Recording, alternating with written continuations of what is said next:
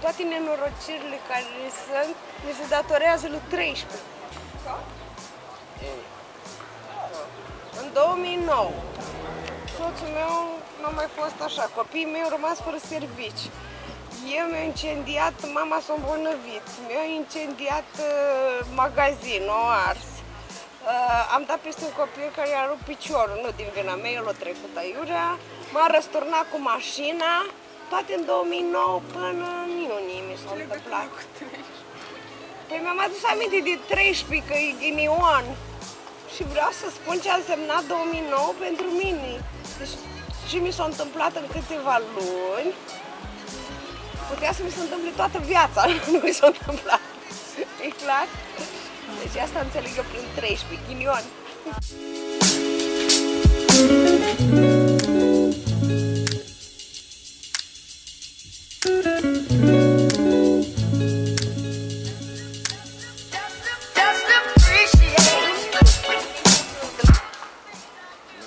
Țara pe asta, într-un motiv sau altul.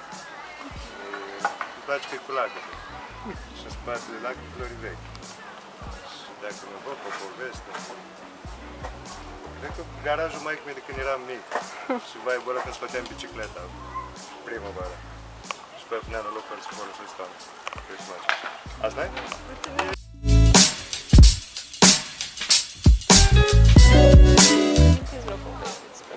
Sau dacă vă spune ceva pisica asta? Am avut o pisică care are 25 de ani. 25? Da. Și-a murit, a plecat de acasă, că el nu trăiesc acasă, nu mor acasă. Nu mai vedea săracă. Simțea mâncarea după miros. Și era foarte durată. Parcă era aristocrată, așa, o blăniță moale avea. Și stătea în loc curat, și purta frumos. Și știa filma, se trăgea, întindea fețele de masă, colțurile de la covertul și așa mai departe. Și era așa frumoasă, așa, alb cu negru. Și am o amintire frumoasă. Eram eu mică și...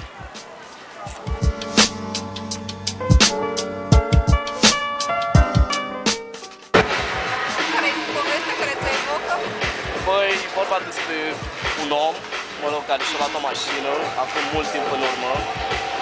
Așa, și bănuiesc că omul s-a realizat foarte mult timp și a lăsat-o, cred că, în spatele casei să-și amintească de clipa în care a câștigat obiectul ăsta, cum ar veni, știi, pentru că s-a realizat o mâncat, ceva la asta. Practic îi readuce aminte.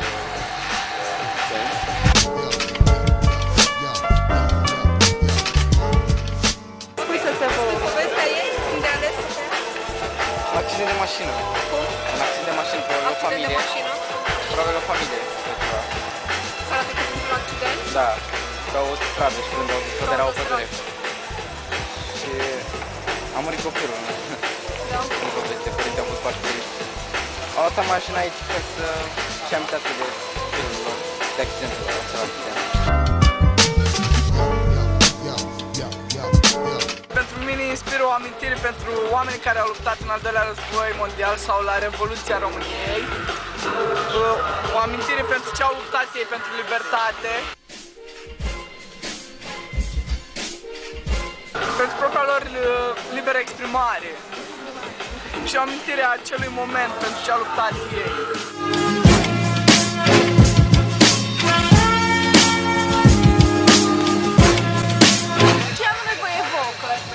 O poveste pe care vă evocă imaginea asta. De ce ți-o ales tocmai pe ea? Pentru că ador pisici, pentru că sunt puternice și foarte plene. Așa cum sunt noi femeile, poate, puțin o partea noastră.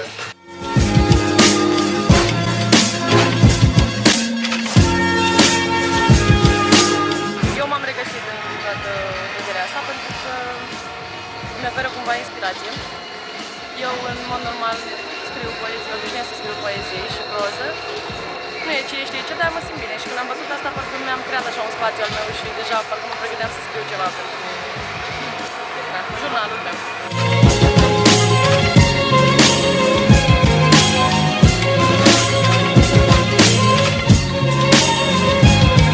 Că e misterioasă, nu prea se vede nimic în poză, decât un tablu și doi porumbei. Îți evocă vreo poveste? Poftim? Îți evocă vreo poveste? Nu neapărat, sunt curios să văd ce poveste.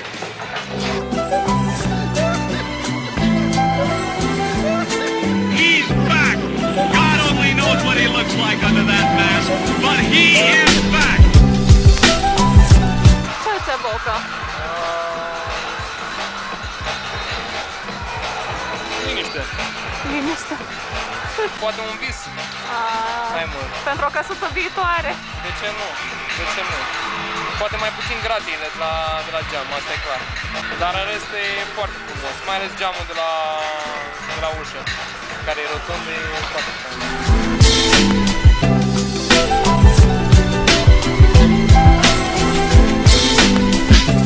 Poți să-mi spui ce te evocă?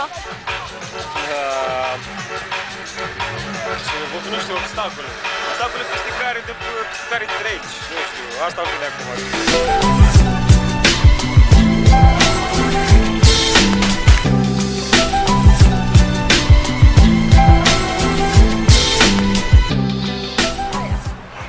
Cu pisica, da? De ce ai ales-o pe aia? Îmi place. Ce-ți place? Pisica. Îți plac pisicile? Ai pisică? Da. Am una mică. Cum o cheamă? Nu are nume. Nu are nume pisoiul. De când o ai, Sofia?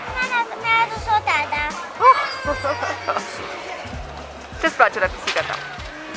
Te joci cu ea? Da. Doar că nu pot să o prind.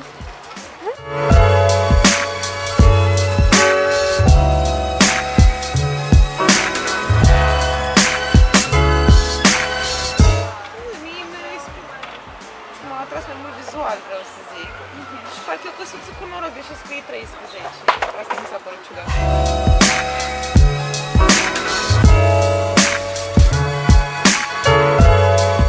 Ne plimbam pe stradă și era primăvară și eu eram însărcinată și l-am rugat pe Victor să-mi facă fotografie. Un copac cu niște flori pe care le țineam așa foarte frumos lângă ureche și Victor mi-a făcut o fotografie. Toată fotografia era un copac cu flori și era mică și nici nu m-am văzut.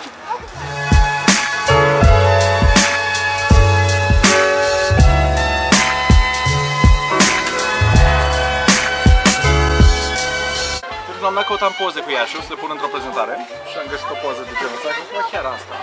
Și am pus-o în prezentare și am folosit-o foarte multă vreme. Astăzi? Nu, de-a lungul timpului, acum câțiva ani. Ok.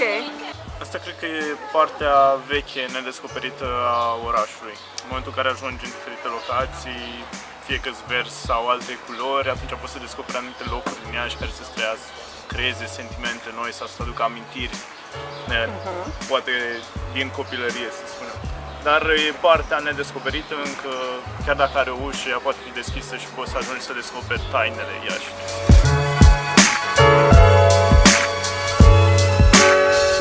Ce vă atrage imaginea asta? Ce vă evocă? Îmi plac casa și natura. O casă specială la care vă duceți cu gândul? Nu neapărat. Îmi place când nu e pe etaj. Când nu e pe etaj. O casă în care vă vedeți. Dacă vrei să te primești așa și să-mi spui o poveste, ce te evocă, ce te amintești? Ce poveste, îmi plac și mașina foarte tare și am și mașina acasă și așa vechi. O Dacia? Da, am un Republic așa. Mai multe Dacia și una mai veche și de fapt sunt Renault. Ce mi evocă? Eleganță, vechime, Luminositate. Bun gust.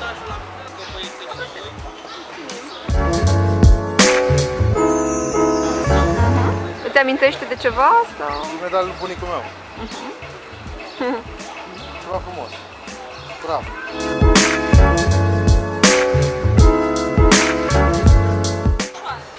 Liniște. În mod ciudat, pentru că e ușa închisă, dar culoarea îmi place. Ți amintește foarte mult nuanța asta. Da.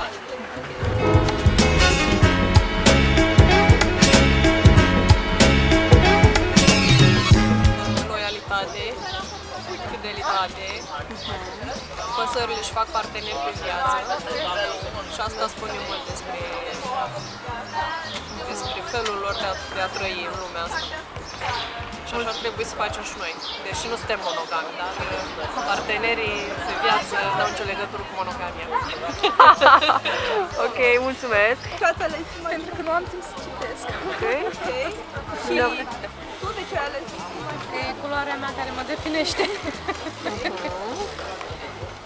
Și mi-aș dori să citesc asta, de fapt despre asta e vorba.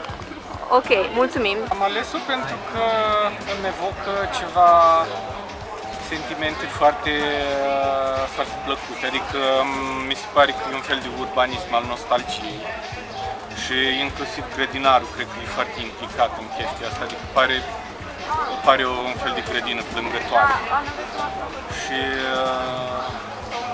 super simpatic.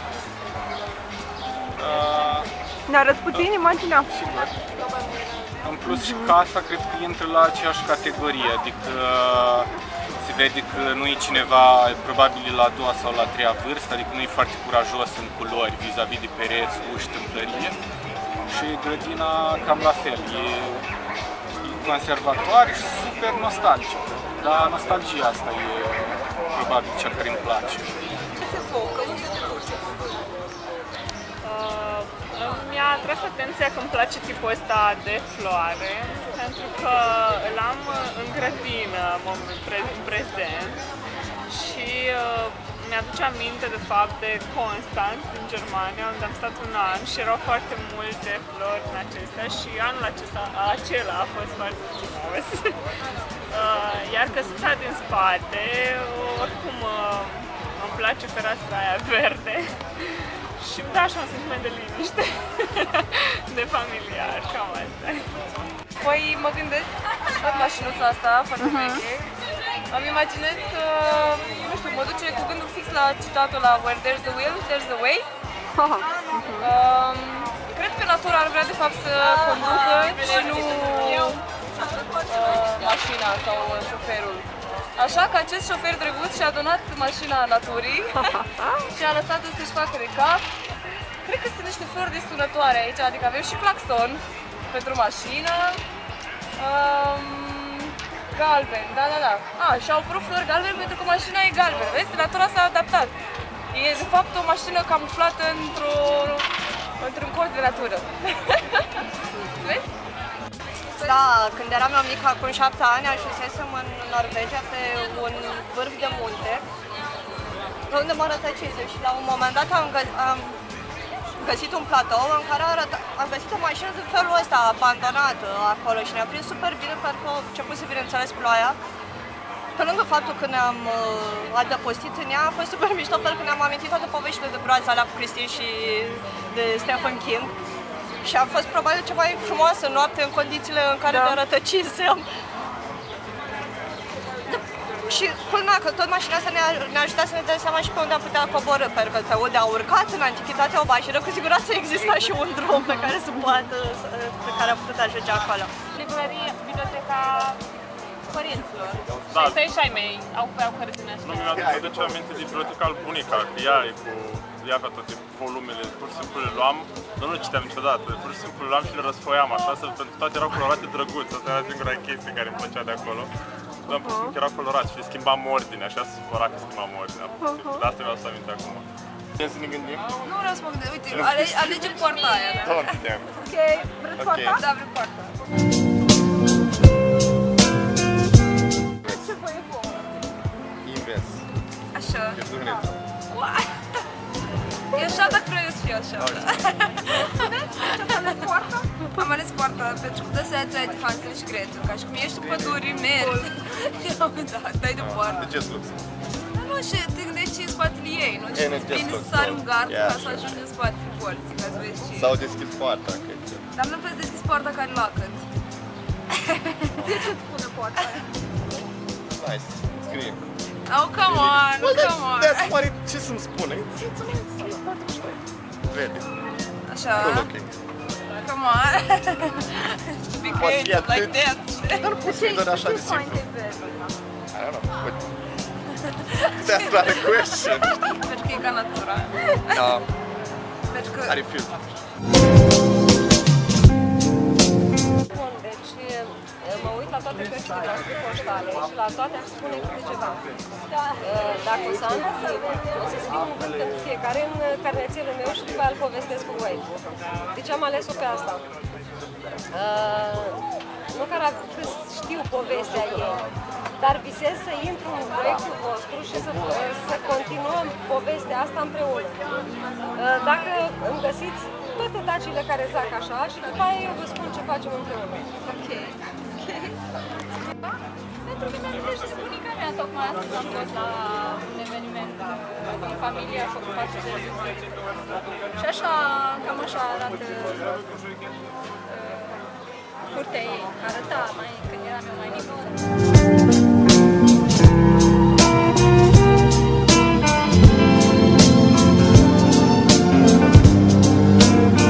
Parcă mă văd pe mine, într-un cer însorit plecat dintr-un acoperiș așa mai neprietenos. Asta pentru că am avut o pisică care recent a mers în lumea celor drepți și cea cu porumbei pentru că îmi inspiră ideea de iubire. Un subiect la care suntem toți sensibili de altfel. Nu-mi dau seama dacă acești doi porumbei sunt împreună, sunt doar un el și o ea, sunt de același gen, au ceva în comun sau doar dintr-o coincidență se află pe același fir. Ce e minunat în priveliștea asta e cerul, care e foarte albastru și cu acești norișori. Asta mă face să mă gândesc la ideea de viață, o viață liniștită, dar care uneori mai este încununată și de mici, nu știu, obstacole, să-i spunem, dificultăți. Mi-a plăcut tocmai viziunea asta largă, cerul întotdeauna mă inspiră, mă face să visez, mă face să mă gândesc la tot ce-mi doresc eu să realizez. Și practic ideea asta de doi, nu știu, faptul că noi ca indivizi în același timp suntem așa de mici în lumea asta mare, dar paradoxal atât de importanți în lumea asta mare. Și de asta m-a inspirat, îmi place foarte mult. Am ținut foarte mult la pisica mea. Nu arăta așa, evident, era cu alte culori, era cu alb, negru și cafeniu. A fost o ființă foarte importantă, de la care am învățat foarte multe. Am învățat cum să iubești, cum să oferi afecțiune. Și mi-e foarte dor de ea.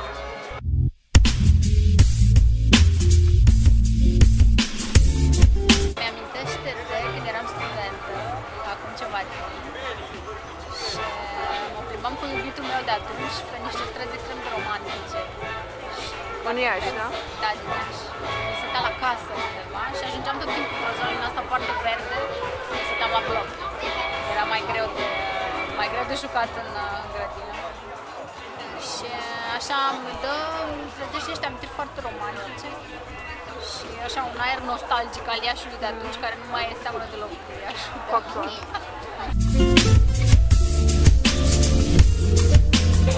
Și am ales-o pentru că îmi place să citesc și mă captivează cărțile, mai ales astea care au un look foarte vechi, adică care sunt vintage așa.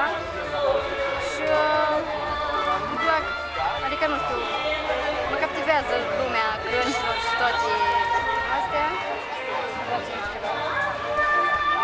Când citești o carte e diferit față de când te uiți la o poză și prefer să citesc cărțile decât să mă joc sau ceva. Respect cărțile, e lucru important să mai citești în zilele de azi. Pentru că mi-am amintit de copilărie. Eram foarte zgăibărată și mă urcam peste tot, pe toate gardurile, pe toate centrale, pe toate casele, peste tot. Și asta e ceea ce mi-amintește. Te-ai ales-o tocmai pe asta. Ce-ți medalii. Cum? Medalii. Și? Și atât. Și ce înseamnă medaliile astea pentru tine? Nu știu, valoroase, da. Ok, mulțumim, Dav! Pentru că florile aduc fericire, pentru că florile ne aduc bucurie și pentru că noi ne bucurăm de fiecare dată, mai ales femeile, când le primim.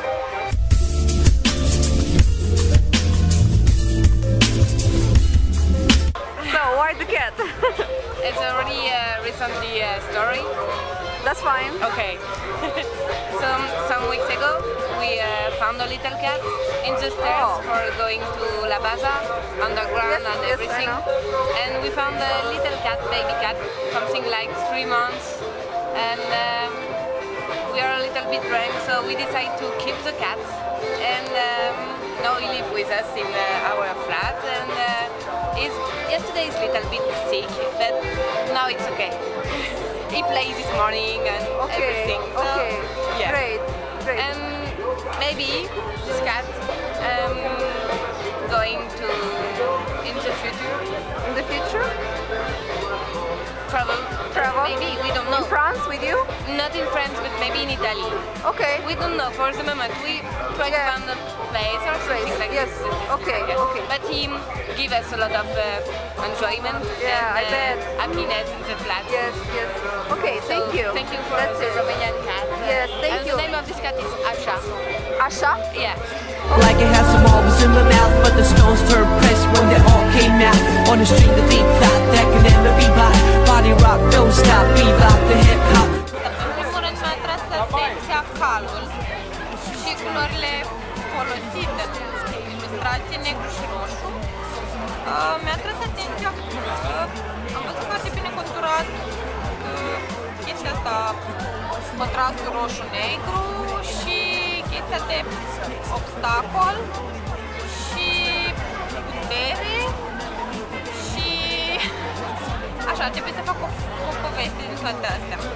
Nu prea place ideea asta de călăreț, cal, aș prefera doar calul și obstacolele pentru că am o problemă cu autoritatea, o problemă mare cu autoritatea și eu mă identific în imaginea asta cu calul mai mult decât cu călărețul și într-un fel imaginea asta mi se pare că calul e forțat să treacă peste obstacole, așa cum suntem noi sau cum am simțit eu forțată să trec peste niște obstacole singură și forțată, fără să am pe cineva alături, părinții, bineînțeles. Că asta e problema vieții mele.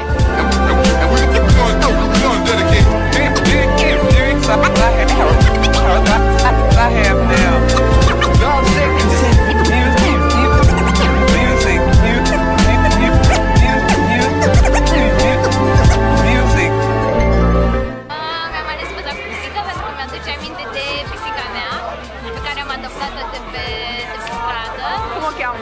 Dumbuța o cheamă, sau Dumni, pentru că e tot așa dungată. Ok, foarte Și care din momentul în care am adus-o acasă mi-a adus numai bucurii în fiecare zi. Această vie mi-aduce aminte de via de acasă. Care este în Iași sau nu în Iași acasă? Lângă Iași, la Popricani. Ok.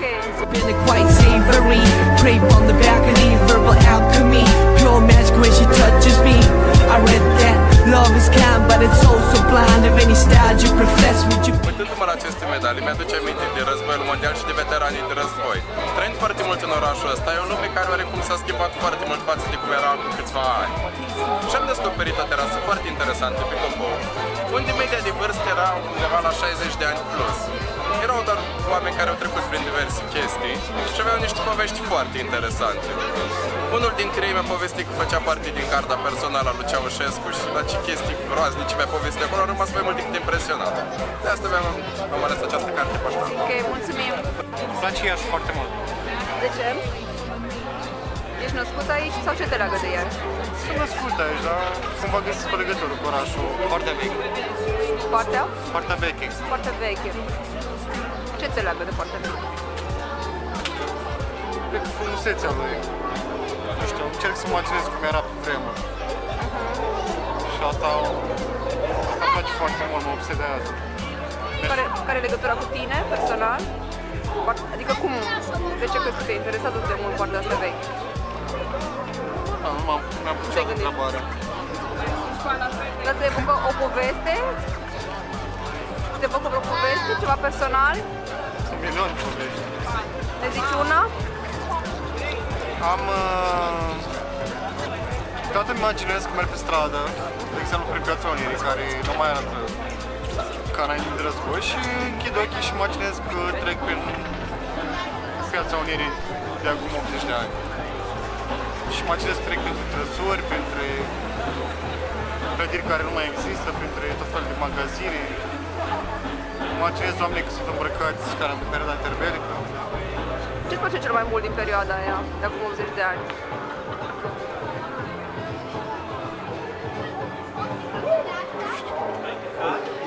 Probabil știau să păstreze mai bine orașul, habar n-am. Nu știu dacă e corectă informația. Plăceau...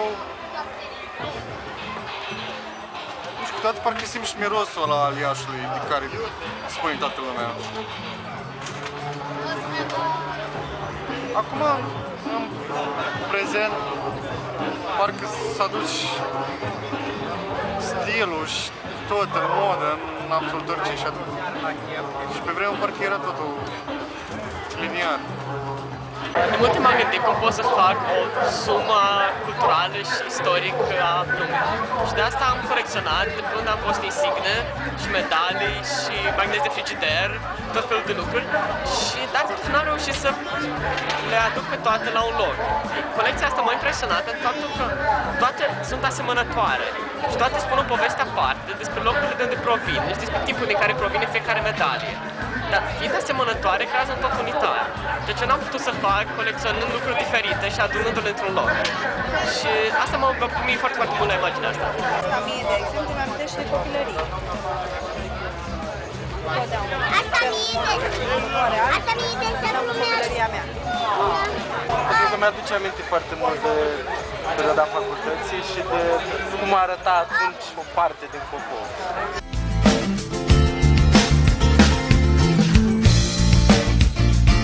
Asta îmi sugerează picturile lui Val Gheorghiu. Ușile. Asta îmi sugerează cu toate că pentru că el a avut o perioadă în care... Dură. Asta e fotografie dură.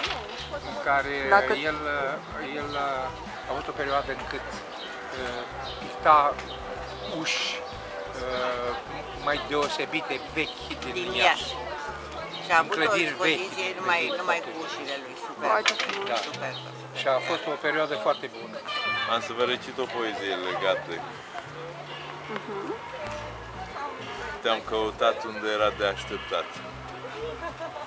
Într-o herghelie de epe nebune, mai nebună decât orice herghelie de epe nebune. În iureșul de copite și coame sălbatice.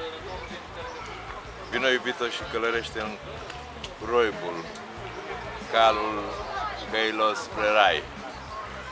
Greavașii pune-i plumbe în vârf să poți ajunge până la inima roibului inimii mele. Așa mi-a fost dat mie să am o iapă și nouă herghelie.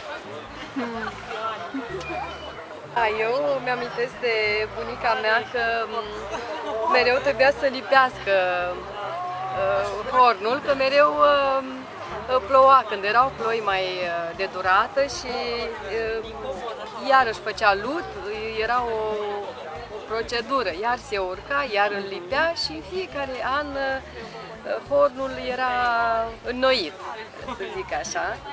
Cărămidă mai puțin era pe atunci, doar lut mi-amintesc și cărămizi, bucăți recuperate, știu, din case demolate. Și asta e povestea, îmi aduce aminte de bunica mea. Mulțumesc. De horurile de altă dată. Mulțumesc. Mai avem o poveste înapoi aici. Da, mă întorc și imaginea cu mașina noastră mi-amintește de mașina care a transbordat-o pe Ocean Mihai Orsache, care este expusă la și avea un vers de-al lui care spunea un om din Tecuci și a cumpărat un motor, dar asta nu i-a folosit la nimic. Cel care îl interoga, numele și pronumele, Andrei Creangă. Și a zis, pe vremea aia, tovarășul Creangă, înțeleg, da. Dacă ești român, da, sigur, da. Dar cum ești născut la Paris? Și Andrei Creangă a spus, sunt născut la Paris, adică părinții mei au fost studenți la Paris în timpul ăla și m-au făcut pe mine acolo și m-au înregistrat acolo, nu m-am venit în România. Nepot drept Andrei Creangă. Pe urmă, Andrei Creangă a devenit coleg la Politehnică cu mine și spuneam, soția a studiat anul întâi la Politehnic, prima a trecut la Academia Militară. Deci, nepotul lui Andrei Creangă, născut la Paris, cetățean român, nu mai știu unde este.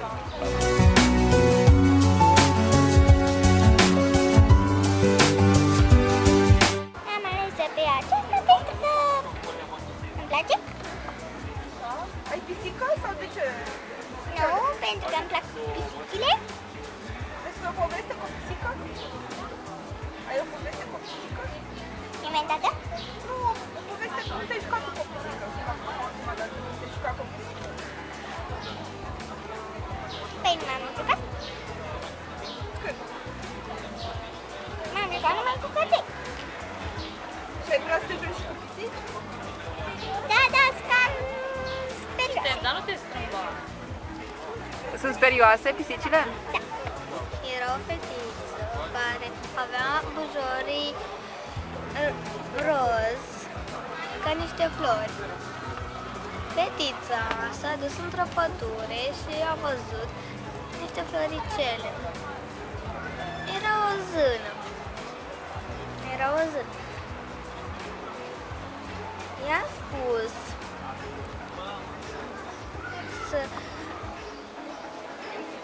să numească acele flori ca un obiect care vrea ea și le-a numit bujori. Numărul norocos al fetei mele.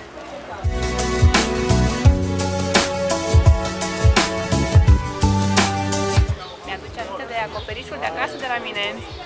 Unde e acasă la tine? În Copou. În Copou, ce fain. Nu e o casă nouă, dar e o casă care spune povestea orașului din 1930.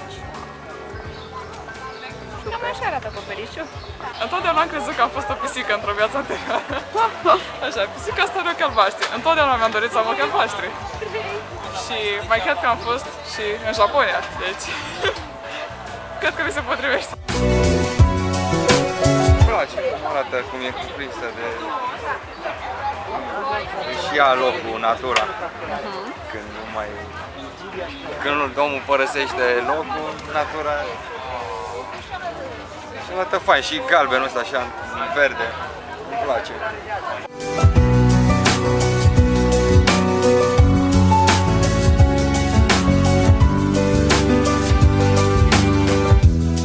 De plecare și de acasă, în același loc, de libertate și revenire acasă. De acasă? În Iași, da. De ce am ales-o pe asta?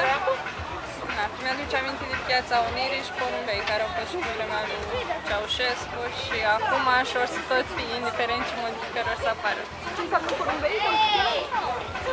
Nu știu, asociez cu pacea, libertatea, cam un sens general așa, toată lumea probabil se gândește și la asta.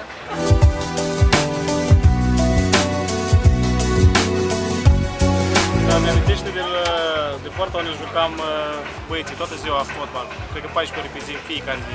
Atât făceam de fapt. Aveam o poartă, îi dădeam în ea până săreau scândurile.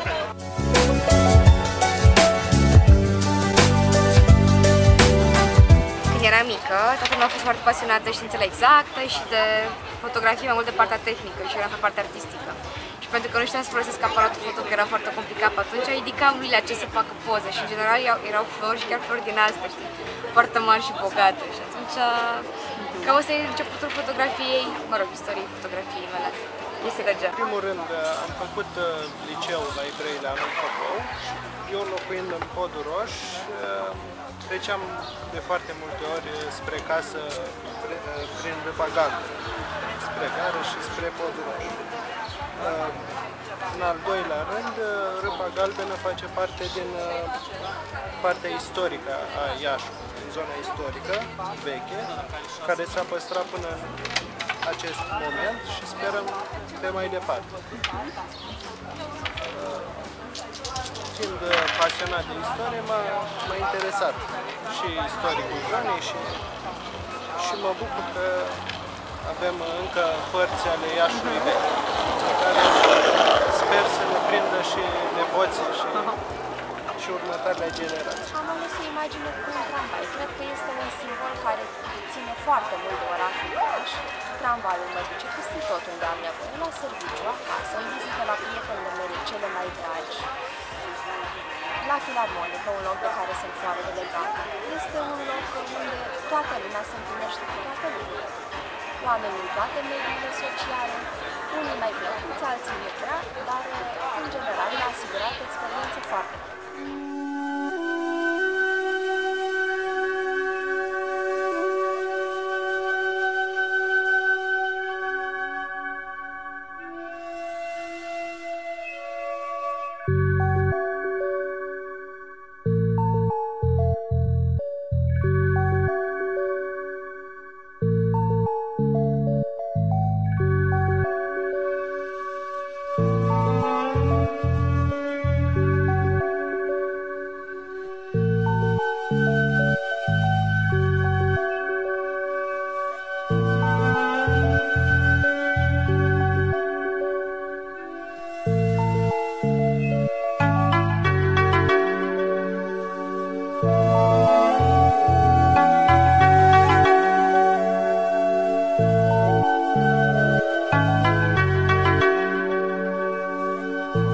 Aminte de copilăria frumoasă de la țară.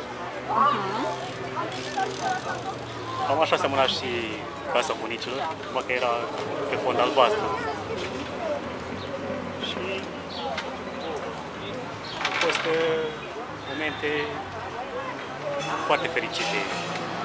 Bunicul care îmi spunea povești, bunica care încerca să mă trimită acasă.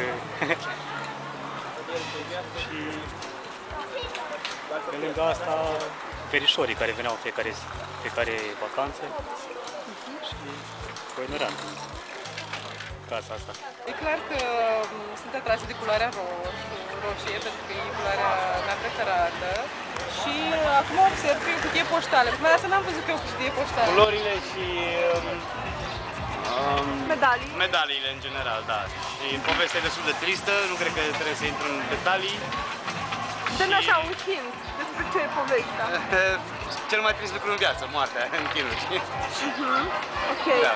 Această carte poștală, deoarece am acasă mai multe cărți în această colecție și aș vrea să o completez. În ceva că este foarte veche și așa mai departe.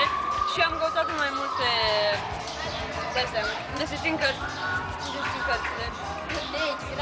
Anticariate. La anticariat și am început să-l cumpăr și știu că mai de mult costau destul de multișor și acum le găsesc la 1 leu.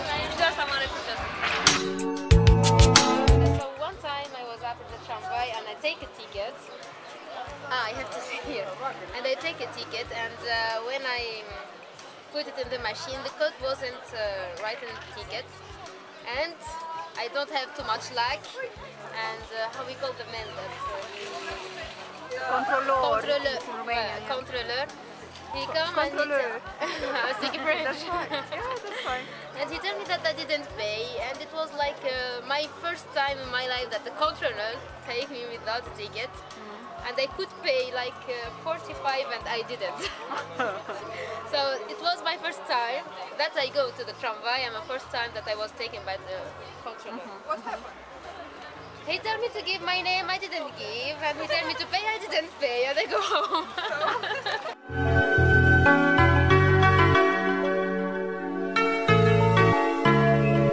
S-a părut o idee mai interesant, mai ales că tramvaile circulă foarte mult și îmi place priveliștea, așa, și îmi place culoarea galbenă, dar nu e chiar favorita mea. L-am ales asta deoarece 13 la catalog și e numărul meu norocos. Tu ce ți-ai ales?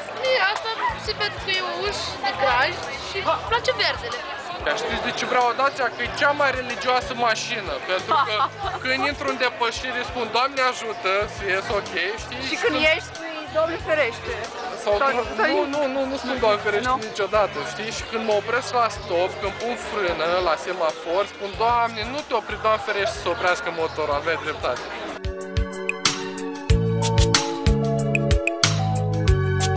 Voilà, bien j'ai choisi ces cartes postales, notamment celle-ci, parce que je trouve que depuis que je suis arrivé en Roumanie, c'est quelque chose qui m'a impressionné.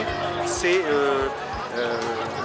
le vert qu'on voit dans les villes, devant les immeubles, devant les maisons, des herbes, des fleurs, des plantes, c'est très joli.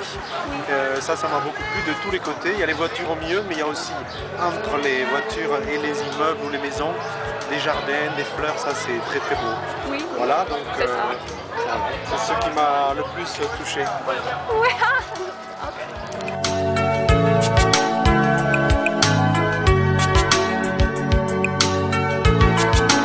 Face să mă duc cu gândul la gimnaziu, când luam câte o carte exact așa de genul ăsta și mirosul ăla de carte veche, dar care mai păstrează încă hârtia, mirosul de hârtie, care nu se găsește acum. În hârtia care este în cărțile pe care le cumperi acum nu mai regăsesc același miros. Și deschideam așa cartea asta într-un loc undeva sub un copac, eventual într-un parc sau la bunicii mei acasă unde îmi petreceam verile.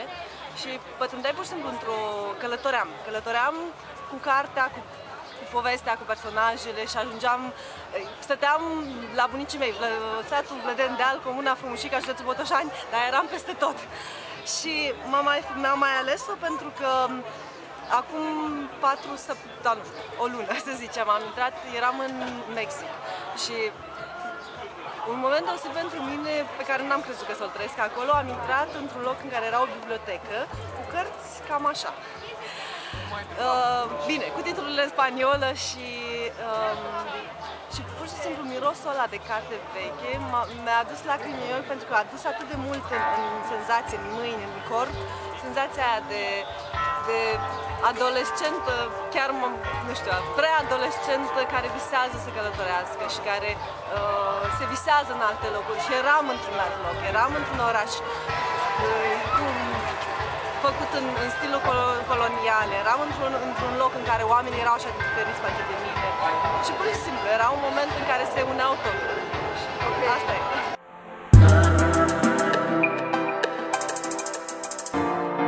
Toată lumea uită de propria lor persoană și stau numai în fața televizorului și cred numai în mass media și mi se pare că poza asta simbolizează exact. Eu am ales poza asta pentru că îmi place foarte mult să citesc și îmi plac anticariatele și chestiile vechi și sunt atrasă de ele și informația, cultura și lucrurile astea în general.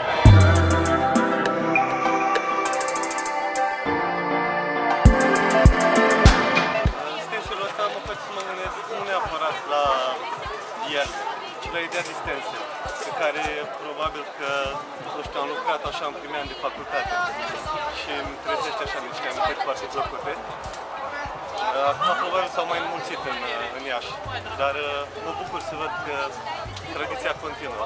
În momentul în care am început să fac asta, nu era chiar așa de prezent, împreună cu alți prieteni și colegi. Păi am ales această carte pentru că de multe ori uităm și fac alții pentru noi, cât să sacrifică pentru noi. Din cauza asta apar multe conflicte. Cred că ar trebui încurajate dialogurile deschise cu cei din alte generații, să învățăm din propria lor experiență. Multe probleme actuale au rădăcini în trecut. Consider că sacrificiile celor dinaintea noastră trebuie uitate. Pentru mine asta înseamnă BT81 SOC. Este prima mașină a tatălui meu și mi-e dor de tată, că nu l-am văzut de 7 ani.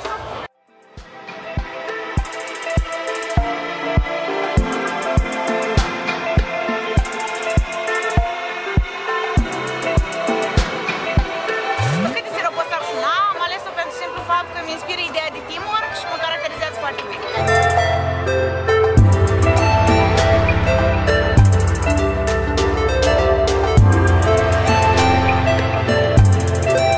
Pare organizat, dar mă gândesc că e un fel de haos din cauza culorilor și a modului în care sunt aranjate. Destul de dezorganizate din punctul meu de vedere. Îmi place că e colorat.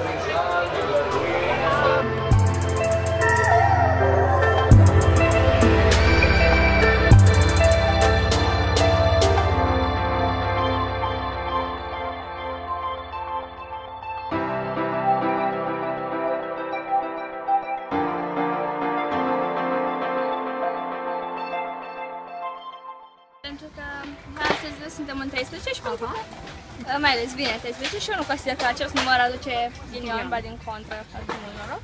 Și roșu este culoarea mea preferată. Mulțumesc! Tu ce ți-ai ales? Aceasta cu banane și cu flori. Ok. Asta pentru că mie îmi plac bananele și îmi place flori. Îmi place contrastul dintre violet și galben. Colorist, da. E foarte frumos. Mulțumesc! Mie îmi plac pisicile și mereu mi s-a părut super să fiu o pisică. Pentru că 3 sferturi din viața mea e legată de cărți. Și astea sunt niște colecții pe care nu le-am prins, mă rog, direct, adică dinainte de a fi eu, știi? Da. Și rafturile astea seamănă cu anticariatele de pe... Acolo este și făcută. Da, exact. Mare parte din facultatea mea.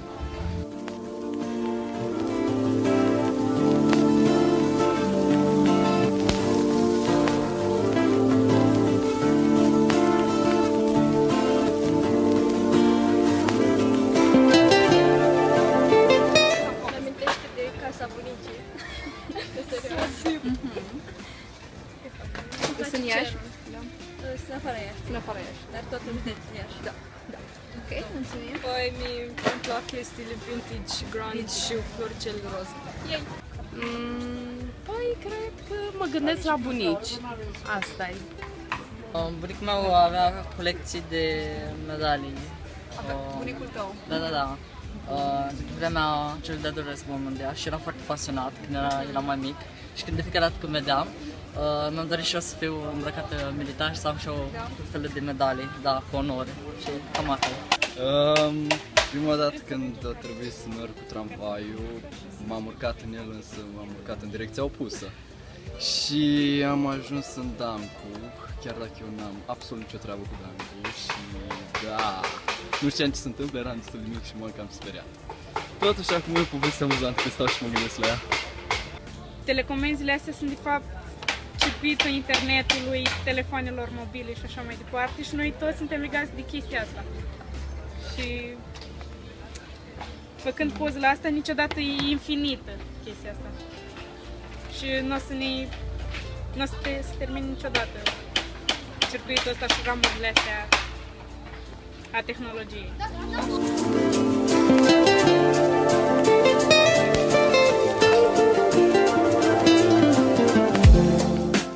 Ce ți amintești legat de Vrancea? Mi-au luat-o ăștia, mi-au ridicat-o de pe stradă. N-am mai ridicat-o de acolo, că era mai scump să o scot de la ei decât să o bag la mașină. Până ziua de acolo. Îmi pare că avea mingea Nike în portbagaj. Atâta regret.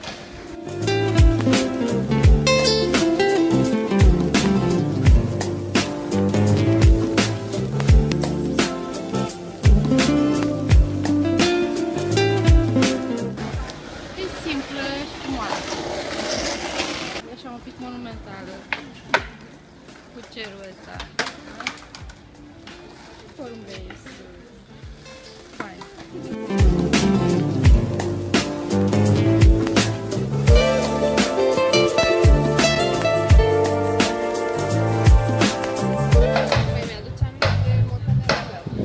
De acasă. Care îl cheamă Vasilica. Nu știu ce nume aș da, dar asta mi-aduce aminte. Și lipsa de vin. Îmi spui ceva, o poveste despre Vasilica? Vasilica am mâncat toți porumbeii tatălui meu, doar pe cei albi. Pe cei negri sau colorați noi. Ei au scăpat. Dar au rămas prea puțin porumbei. Tatăl meu este pasionat de creșterea porumbeilor. Și a rămas cu 2 sau 3 colorați pe care i-a donat cuiva pentru că nu reușea. Mi se pare că împărțea aceeași pasiune Vasilica și tatăl meu pentru porumbei. De la Rus, geografie. Așa, îmi spui o poveste despre geografie, despre ora de geografie. Vai, despre ora de geografie. Aș avea așa multe povesti să vă spun. Vrei ceva anume, o temă? Sau geomorfologie, hidrologie? De poveste bucată de imagine. Bă, animalul ăsta trebuia să dispară de aici, pentru că strică tot farmecul geografiei. Bine, dă și un aer așa de natură și de sălbăticie, însă trebuia să apară mai mult România, pentru că România e cea mai mare suprafață de pădure virgină din lume. Și se prindea bine cu cercul, însă pe viitor o să... Da, până în clasa a doua am locuit împreună cu bunicii. Locuiam în aceeași curte cu părinții și alături bunicii. Și ei aveau o căsuță mai mică. Și o poveste, o imagine care mi-a rămas încă de când eram la grădiniță. S-a stins lumina la mine acasă și am mers seara la ei. Da? Erau vreo 10 metri, pentru mine era o distanță lungă de la o casă la alta. Mi-era frică să mă întorc și am rămas la ei și mi-au povestit, mi-au spus diferite povești până târziu și am adormit la ei. Asta e o imagine care mi-a rămas aici. M-a dus cu gândul la o experiență avută fiind în teren când făceam chestionare la Facultatea de Sociologie pentru practică. Și la un moment dat am ajuns la o familie cu 8 copii. Și tot era ceva, nu era bicicletă, dar era ceva de vânzare în fața casei. Casa era dărâmată și chestionarea era semi-politic și la un moment dat din una din întrebări era de la o scară la 1 la 10 cât de fericit vă simțiți. Și doamna a ales 9, având copii mulți săraci, ea a zis chiar să simt fericit. A fost foarte tare. Și chiar dacă era în plină sărăcie, așa că poate chestiile materiale nu neapărat. Asta mi-aduce aminte de buchetul viitoarei mele soției, care o să fie din Bujor. Și asta 13, nu știu, numărul meu mi-a fost, whatever, și ceva. Ca mie, de exemplu, mi-amintește de copilărie. Asta mie, înseamnă copilăria mea. Mi-aduce aminte foarte mult de perioada facultății și de cum arăta atunci o parte din Cocou. Este în Tătăraș. Tătăraș. Da, dar seamănă foarte mult casele astea. Aici știți unde, dacă știți de la cămine de la, cum se cheamă, Târgușor, te duci pe străduța aia în jos. Da. Îmi place imaginea asta foarte mult pentru că mi-evocă copilăria. Dar mai nostalgic de atâta nu se poate, nu? Adică seamănă puțin cu casa bunicilor mei. Așa, cu intrarea, cum era. Copilăria pe care eu am trăit-o la țară, poate se vede. După faptul că vorbesc mult, nu altceva.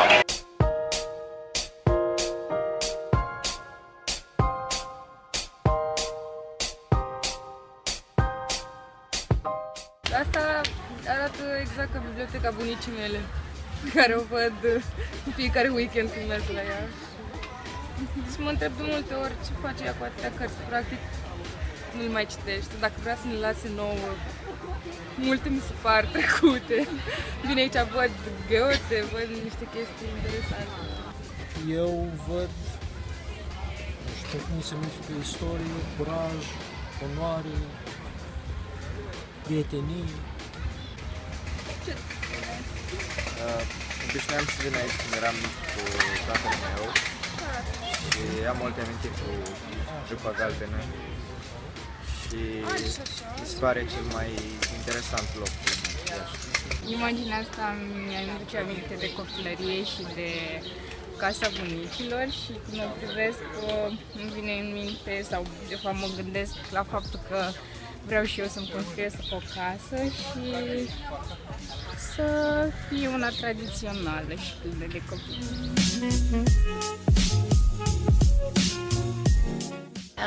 Este în primul rând roșie și cred că mi-aș dori o casă unde să am o asemenea cutie poștală. E cât se poate de evident de ce îmi place asta, pentru că îmi place foarte mult să citesc și văd cărți foarte frumoase în poza asta. Și mai am și un proiect 3D care se va lansa cât de curând, care e un site pe care poți să iei sau să dai spre împrumut cărți, care să aducă cititorii mai aproape unul de ceilalți și să clădească o încredere între comunitatea asta a cititorilor. Deci de asta mi-a atras privirea.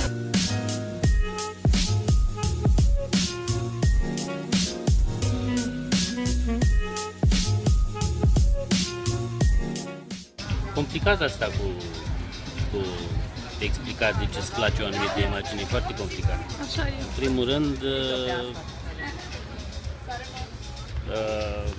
aspectul general, culorile, se vede, da? Da, da. Aveți vreo poveste legată de numărul 13?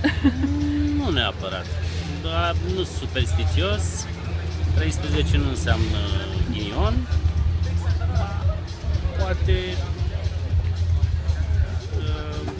știți poveștile cu America, cu lița etajului 13, nu am nicio treabă, nici pisica neagră, nu-i ghinion, nici nu scui pânsând după nu știu ce. Îmi place aspectul ăsta vechi, al unei cutii poștale, uzate, puțin sporojite și în același timp sugestia asta de casă, de acoperiș. Iar numărul 13 de aici, mie cel puțin nu îmi spune, dar pot să înțeleg cel care a făcut-o, la ce s-a gândit când a făcut acest lucru.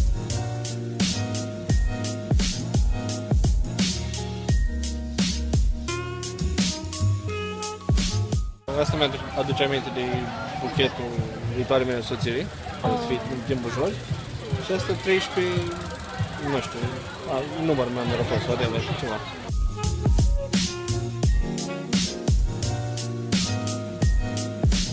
Oboseală, greu la deal, dar, cum să spun, traseu fix, nu te abați, până la urmă ajungi undeva, du-mă acasă, mai tramvai, deci o mulțime de chestii mi evocă și cred că semăn cu tramvaiul ăsta și eu, un pic, bătrân așa într-un fel, dar încă funcțional, pentru oameni care în spate, da, mai vinde ăștia pe gratis, că te-a folosit, asta este, cam așa se întâmplă, știi? Dacă nu trebuie să-ți faci treaba, primești, nu primești, faci treaba.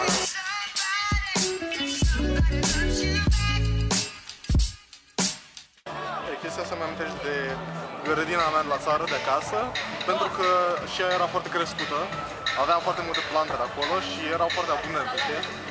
Și pur și simplu îmi place natura, îmi plac florile și chestii, îmi place combinația asta de culori din ramă.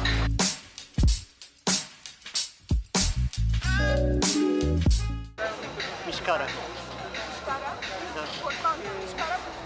Da.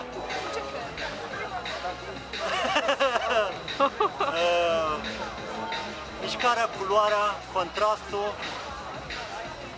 spiritul de libertate, mai multe, nu așa, așa, da, faina, obstacole.